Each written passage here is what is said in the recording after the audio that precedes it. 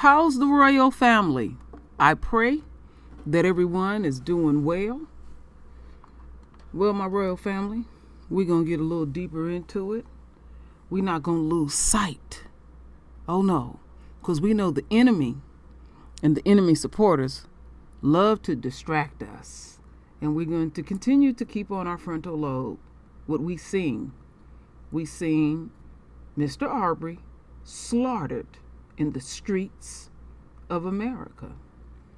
So now, these D.A.s need to be dealt with. Because they've been running rogue and doing whatever the fuck they want to do. So, I got something to read. But first, I want to start here. Okay, this brother here, we heard an interview about, probably about 2 weeks now or so. I didn't forgot. This is County Commissioner Alan Booker. And that was a deep-ass interview, the shit he was saying. And this bitch here is making certain demands of him because she thinks that she can treat people like that, but they have allowed her.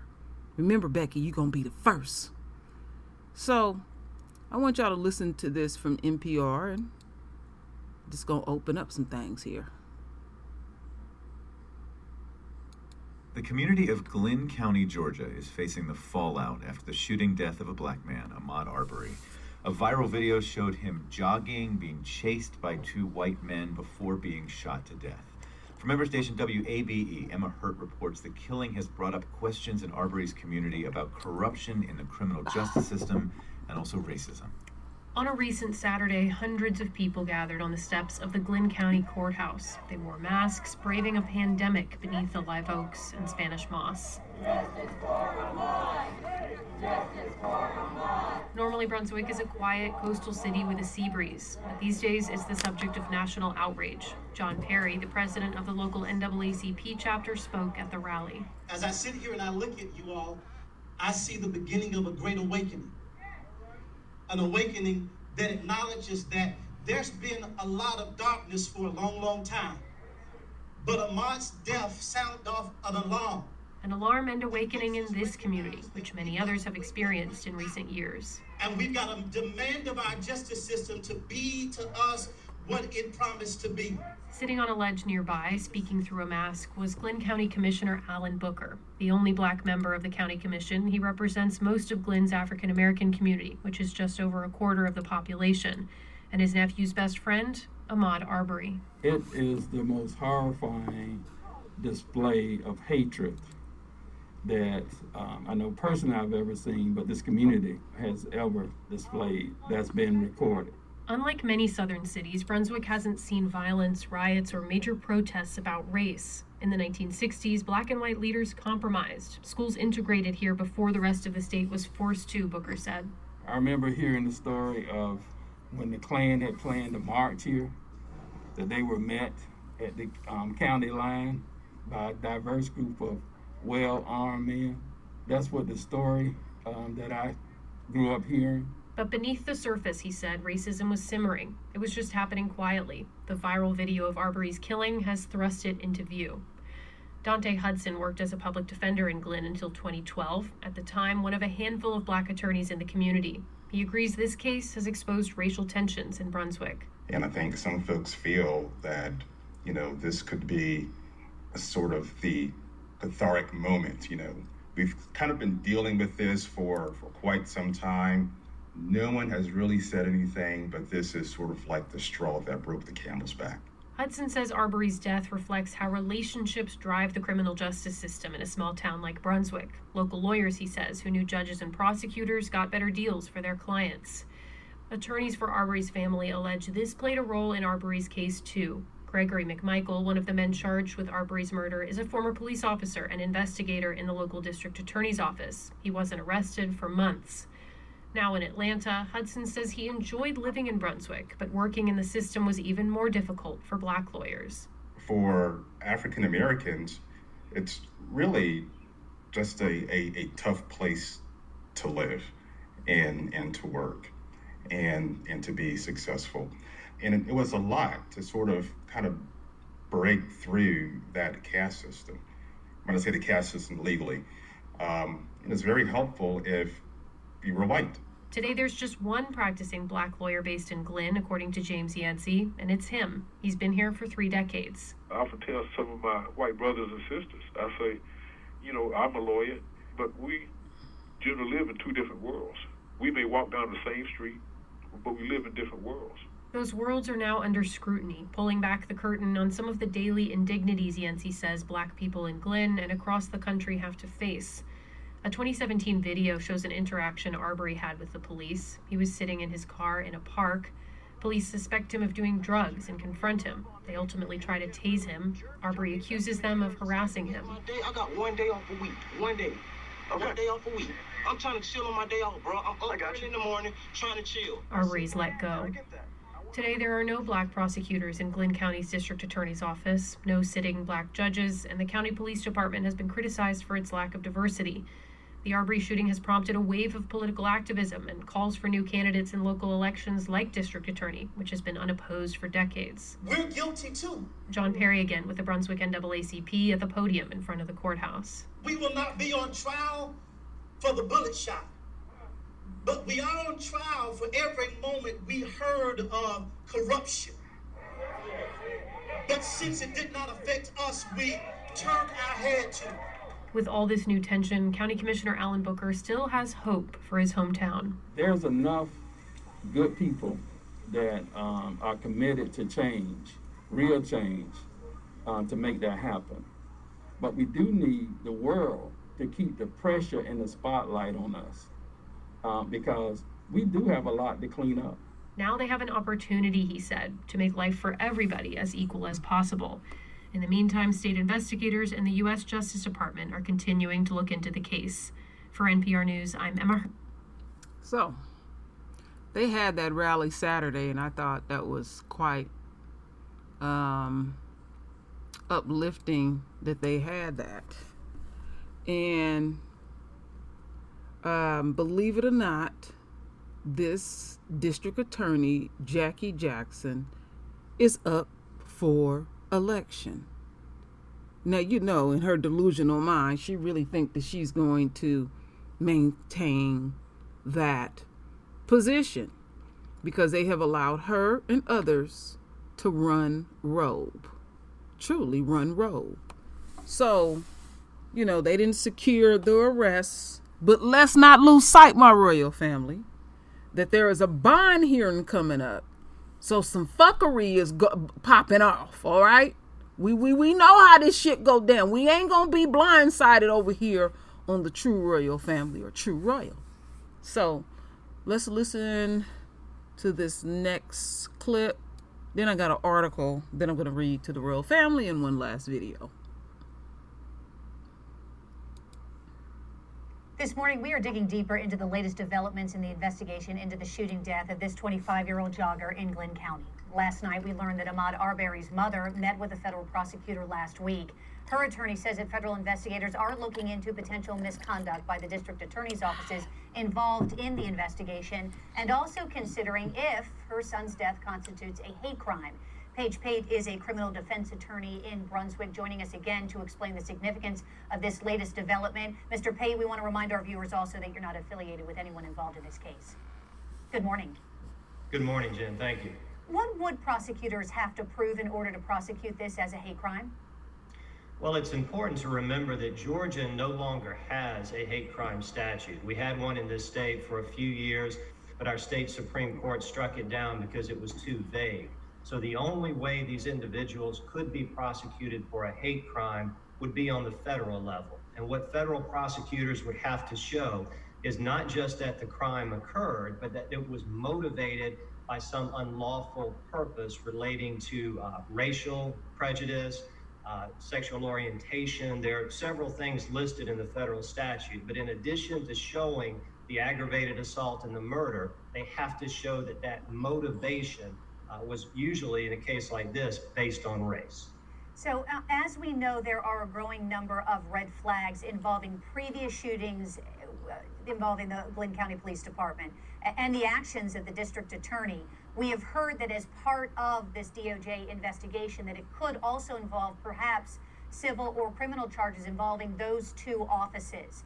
Given the fact that you live there and knowing as long as you have been practicing in that area, what is this doing with the questions now being raised about misconduct on a local level there to this community? Are there concerns, and could this be an issue for previous prosecutions associated with these red flags that are now being raised? Absolutely, Jen. I mean, people here are very concerned about the allegations of corruption within the local district attorney's office and the way this case appears to have been mishandled from the very beginning. I think it's clear that either the local police department or the district attorney's office should have immediately contacted the Georgia Bureau of Investigation and put them in charge of this case. They didn't do that. And this is just the most recent example of a situation where at least people in the community believe that the district attorney's office was not as responsive as they should have been. We're already seeing a political argument here between members of the Glenn County Commission and the district attorney's office, pointing fingers at each other for not following up in the right way in this case. And when we start looking back at old cases, as I know you guys have done with the Dennis Perry case, there are a lot of questions about whether that case should have been handled differently. And these new allegations, one on top of the other, tends to show a pattern, which is very concerning to people here. So I want to take us back now to last Thursday. A third person, William Roddy Bryan, was arrested. He is now charged with felony murder specifically in this case. Bryan and his attorney have insisted from the beginning that Bryan didn't do anything wrong that day, February 23rd, when AHMAUD Arbery was chased and then eventually... Version of that video that Mr. Bryan took, that's not enough for a criminal charge. I mean, at that point, he's in apparently his vehicle. He captures part of the struggle between Mr. Arbery and Mr. McMichael. That's not a crime. But what the GBI is suggesting is that there's a lot that we didn't see on the short part of that video that's been made public. There is more to that video. And the GBI is suggesting that Mr. Bryan was part of the initial chase of Mr. Arbery through the neighborhood, tried to block him off using his vehicle. And if he did that, and it eventually led to the death of Mr. Arbery, then I can understand the basis for the charge.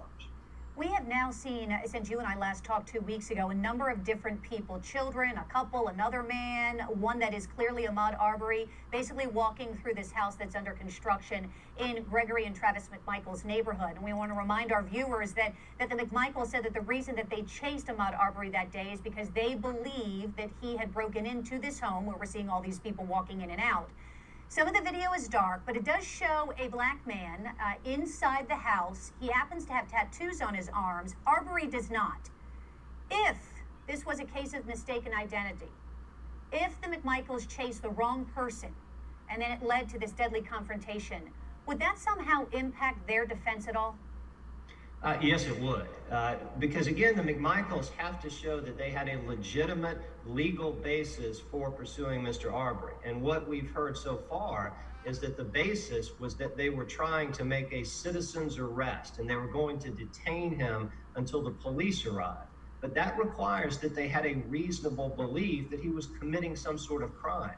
And even if you assume they got the right guy, they still have to show that he was committing a crime. And simply walking through this house under construction, I don't think it reaches that point. It's not burglary, and it doesn't even appear to be criminal trespass because the owner of the house had not specifically told them to stay out. So I think they're going to have a very difficult time piecing together that defense and trial. Paige Pate is a criminal defense attorney in Brunswick. Thank you for your insight this morning. We do appreciate it. We also want to remind our viewers that we have since, of course, heard from the McMichaels attorneys, both of whom insist that no one should rush to judgment based on the video, and that their clients certainly deserve their day in court. Yeah, we hear that shit all the time. We going back to the source. So I got something, to read to the royal family. All right, so let's, as I read these two motherfuckers.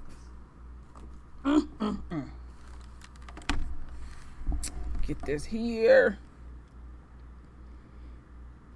And this article was done today.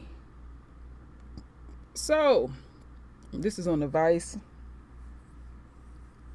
The FBI is reportedly investigating the Georgia prosecutors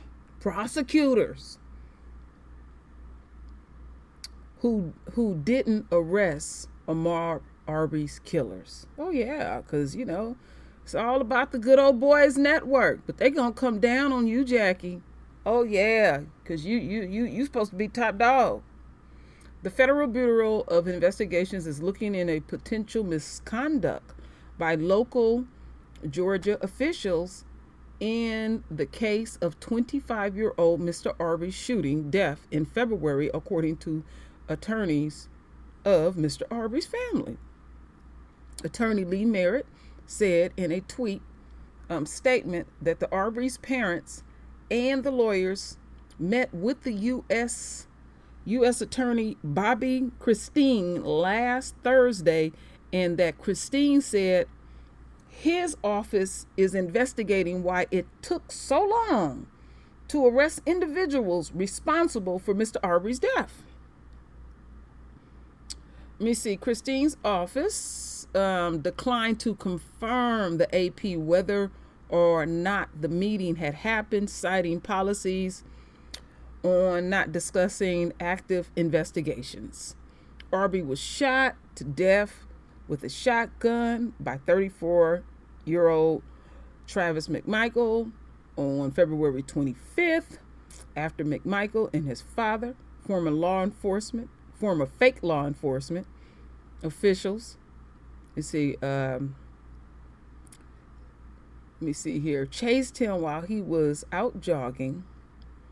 Gregory McMichael later claimed to police that there had been several recent break-ins in the area.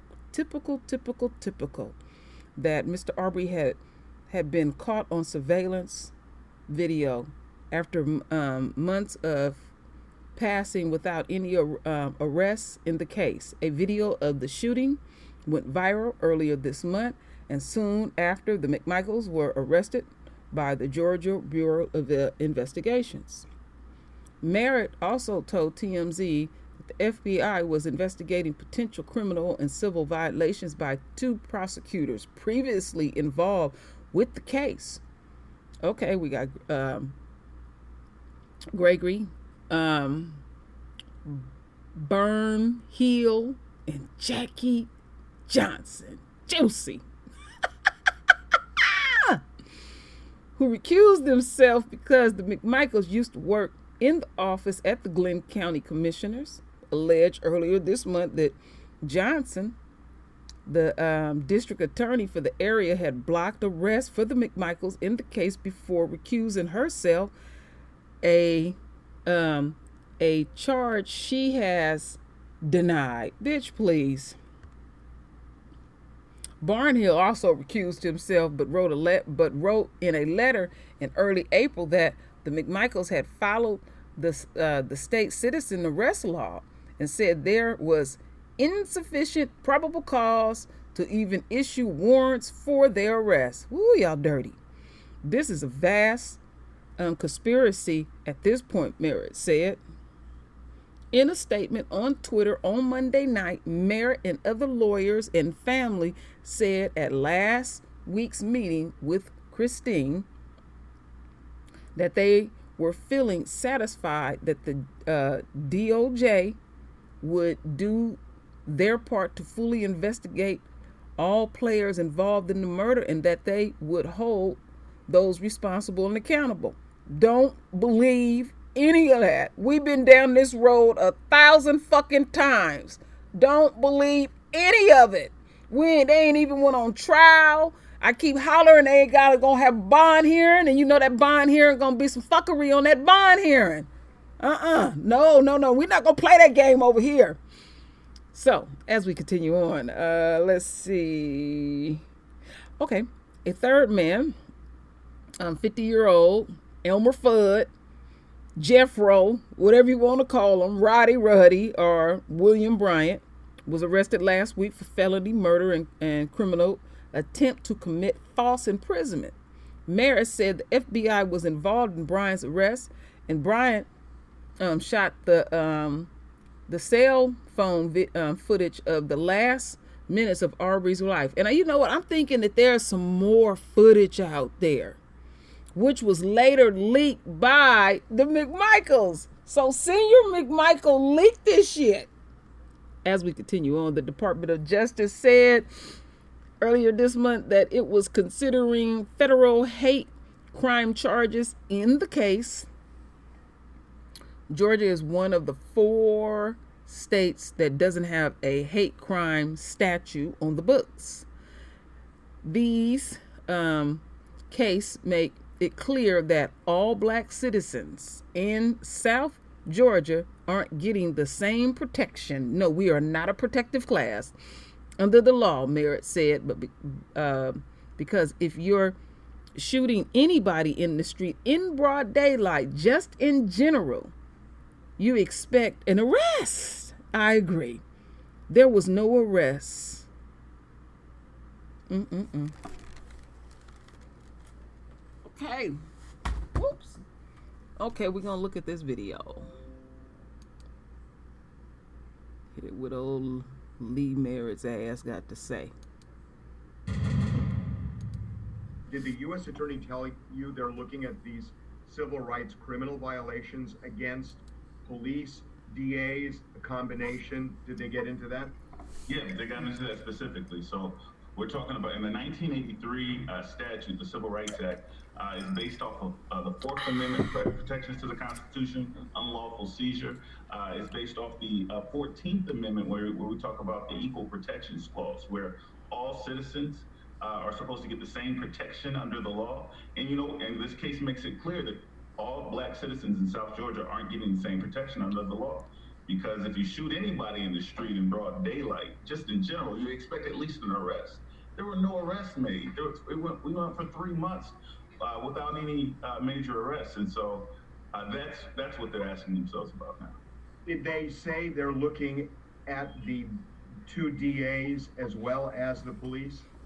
That's correct. We're looking at the George Barnhill for his defense of the McMichaels and his attempt at cover up. We're looking at Jackie Johnson because her local commissioners said that she instructed law enforcement not to make any arrests.